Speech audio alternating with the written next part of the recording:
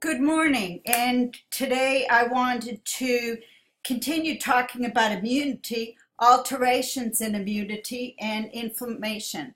Essentially, that would be chapter 9, and if you have the PowerPoint, I'll try to follow that as closely as possible. It's appropriate that we're talking about immunities. This is the season of ragweed for me, and I'm having a hypersensitivity type 1 because of the allergies. The PowerPoint first defines some terms. An allergy is an exaggerated response against an environmental antigen. And then it goes into autoimmunity, which is a misdirected response against the host's own cells. Then it goes into alloimmunity. It's directed against beneficial foreign tissues like a transplant or transfusion reaction. Immunodeficiency, which is the immunity is insufficient to protect itself against the host. And all of these responses can be life-threatening.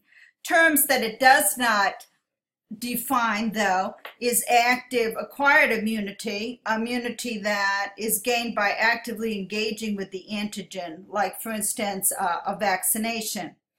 And in this case, antibodies are activated and protect the body and the self. Then there's passive acquired immunity, refers to immunity that is gained by receiving antibodies made outside the body or by recombinant DNA. And in passive immunity, the person's not actively making the antibodies, and protection is very short-lived, whereas the active immunity is very long-lived.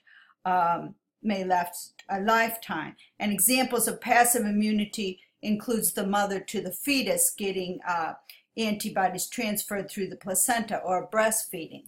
And do look at the PowerPoints. There's questions embedded in them and can be quite helpful. Then your PowerPoint goes into hypersensitivity, which is the altered inflated, inappropriate response to an antigen, and the result is inflammation and destruction of healthy tissues. And these responses can be immediate, occurring within minutes to hours after exposing to the antigen, or can be delayed several hours after re-exposure. And there's 4 types of immunity. The first one is hypersensitivity type 1, which is mediated by the immunoglobulin IgE. And essentially, allergens activate the T cells, which bind to the mast cells, and repeated exposure of very large doses of the allergens are usually necessary to cause this particular response. So when enough IgE is produced, the person is sensitized to the allergen, and at the next exposure, the antigen binds with the surface IgE, releasing mediators like cystokinins, histamine, and prostaglandins, and triggers the complement system. And the effects are immediate: inflammation, pruritus, itchiness, which I have right now. And examples include hay fever, food allergies, and anaphylaxis. Usually the treatment is epinephrine, antihistamines, corticosteroids, and desensitizing injections. You get a very small amount of the allergen over time. I've had those. And you can, all of them suppress the inflammation response. Some of the clinical manifestations that are shown: bronchial constriction, edema, vasodilation, an increase in gastric secretions, and a decrease of the release of histamines from the mast cell and basocells. And then your PowerPoint shows a picture of all of the different manifestations of the hypersensitivity 1. Then you have hypersensitivity 2, which is generally immune complex mediated. The complex are formed in the circulation and are deposited later in the vessel walls or extravascular tissues. It's not organ specific, and damage results from the complement activation and neutrophil enzymes. Essentially, It generally involves the destruction of a target cell by an antibody-directed surface antigen. IgG or IgM reacts to the antigen on the cell, activating the complement. And the effects of the second hypersensitivity response include lysis of the cells and phagocytosis. Examples of the type 2 reactions are blood transfusion reactions, and treatment focuses on prevention and ensuring blood compatibility prior to transfusions, administering medication to suppress the immune response, like corticosteroids, and preventing maternal antibody development, like with RhoGAM. The type 2, the immune complex disease, is characterized by a variety of symptoms and periods of remissions and exacerbations. And other examples, serum sickness, which affects the tissues such as blood vessels, joints, and the kidney. An example is the Raynaud's phenomenon, where the digits get very cold when you touch the person. Arthros reaction, the local response that causes increased vascular permeability, an accumulation of neutrophils, edema, hemorrhage, clotting, and tissue damage. Type 3 hypersensitivity is the circulating antigen-antibody complexes that accumulate and become deposited in the tissues. And the tissues that are often affected are the kidneys, joints, skin, and blood vessels. And the accumulation of these complexes triggers an inflammatory response and triggers the complement system, causing the inflammation and increased vascular permeability. And more complexes then accumulate. Examples of these include autoimmune disorders like lupus and glomerulonephritis, and the treatment is very disease specific. Essentially, in the type 3, IgG and IgM are united with the antigen to form that complex. So those are the major complexes. And then type 4 is a response, it's a cell-mediated response. It's a reaction of sensitized T lymphocytes with the antigen, and it leads to lymphokine release, and it recruits macrophages and lysosomal release. Essentially, it results, like I said, in a release of lymphokines, a type of cytokine that causes inflammation and antigen destruction. Examples of type 4 reactions include the TB skin testing that we do, transplant reactions, and contact dermatitis. And again, the treatment is quite specific. For each of these particular hypersensitivity disorders, you have very specific immunoglobulins that are involved. IgG is a main defense against bacteria. It crosses the placenta to protect the fetus against infections, giving passive immunity. IgM fights blood infections and triggers additional production of IgG present in lymphocyte cells. And it's the first antibody to occur in developing fetuses.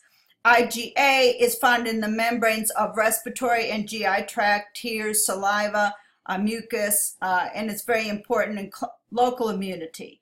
IgE protects the body, its presence in the mucous membranes and skin, and triggers the allergic reactions. And IgD is present in blood serum in very small amounts on the B cell surfaces, and is its receptor for antigens helps anchor it to cell membranes. Another reaction in this particular chapter is the autoimmunity. And an autoimmune reaction, it's basically the body recognizes its own proteins as foreign and becomes self-destructive. What causes this misdirected response is very unclear. And some theories are that it recognizes it as a viral, there's a genetic abnormality, a hormonal abnormality, or a super response to the environment. They affect women usually these diseases more than men and affect any type of tissue or organ in the body, and some are quite systemic. They can cause exacerbations and remission, so it's chronic, and stressors seem to exacerbate them. Lupus is an example of an autoimmune disorder, rheumatoid arthritis, and Guillain-Barré syndrome. The diagnostic tests used are specific to the specific autoimmune disorder, like rheumatoid arthritis we talked about last week in terms of the Rh factor, looking for that, but some could be false.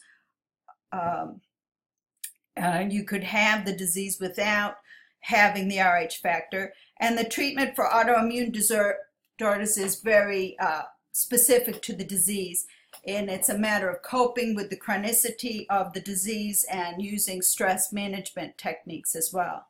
Your book then goes into different types of autoimmune reactions, and one major one is the transfusion reaction. Red blood cells express different types of surface antigens, blood group antigens, which can be targets of autoimmune reactions during transfusions. And there's more than 80 different red blood cell antigens, and each are determined by a different set of loci. Most important of these, though, the strongest of these are the ABO and the Rh systems. The ABO blood group consists of two major, as it shows in the PowerPoint, two major carbohydrate antigens labeled A and B. And these two carbohydrate antigens are co-dominant. That means that both A and B can be simultaneously expressed, resulting in an individual with 4 different blood types. So the erythrocytes of persons with blood type A carry the type A carbohydrate antigen. Those with blood type B carry the B antigen. Those with blood type AB carry both the A and B antigens. Those with blood type O carry neither the A or the B antigens. So a person with the blood type A also has circulatory plasma antibodies to the B carbohydrate antigen. And if this person receives blood containing the B antigens from a type AB or a B individual, a severe transfusion reaction can occur, and the transfused erythrocytes can be destroyed by complement-mediated lysis or agglutination, where they clump up. Similarly, a type B individual whose blood contains the anti-A antibodies cannot receive the blood from a type A or an AB donor. Type O, who have neither the antigens and have both anti-A and anti-B antibodies, cannot accept blood from the other 3 types.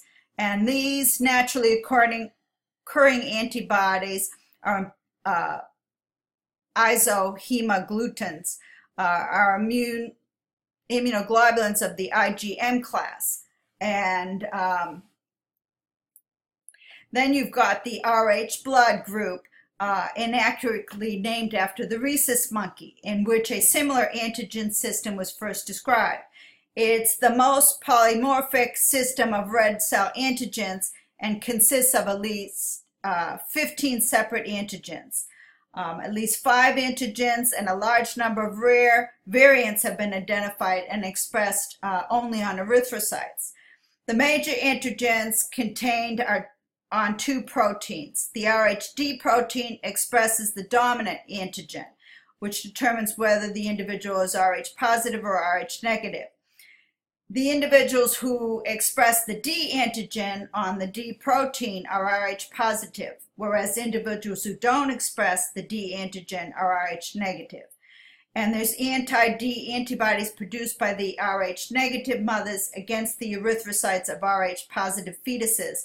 And that's the primary cause of the maternal fetal incompatibility of the Rh factor, resulting in hemolytic disease of the newborn. The next type of autoimmune reaction that is discussed is the graft reaction. And essentially, transplant success is closely tied to the matching of the tissues. And there's 4 different types of tissue transplants that are possible. The allogeneic,